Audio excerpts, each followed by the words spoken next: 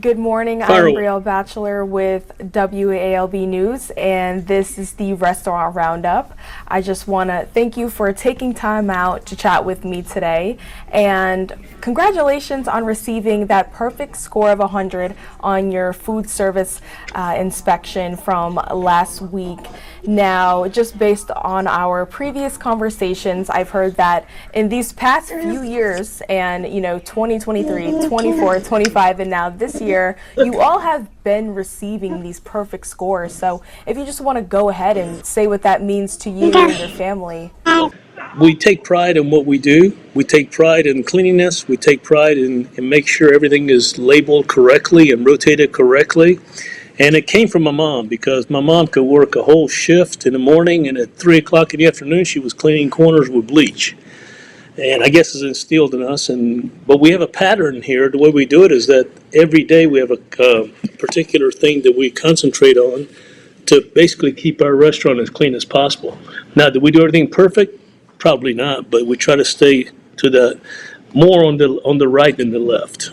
So tell me about the history of Mom and Dad's Italian restaurant. I know you all have multiple locations, so tell me about how it all started. Okay, so the way the restaurant started was my aunt and uncle came to America in 1955, and they inherited a restaurant in Defuniak Springs, which is about 130 miles west of Tallahassee.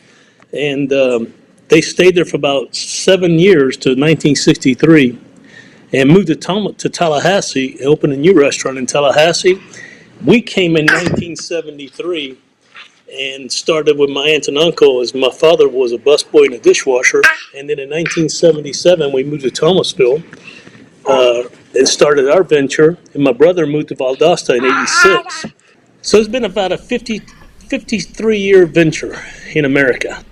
If your scores are not good, they may not eat with you. But we take pride in our scores. And it also comes with a great staff. Our staff is unbelievable. This is not an I thing. This is a we thing. And what does your food process and preparation look like from receiving to serving that food? So we take the purveyors deliver this morning. Everything is taken out of boxes and put in the right shelving. Then we take it out as needed and prepare it accordingly.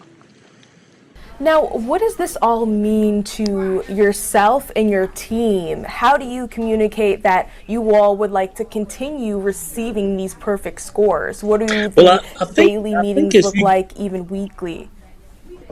I think as you get perfect scores or a good high grade score, it's shared with our staff, and it motivates them to keep the mojo going. It's kind of like a big motivational speak for them to achieve this goal because, like I said, it's not an I thing; it's a we thing.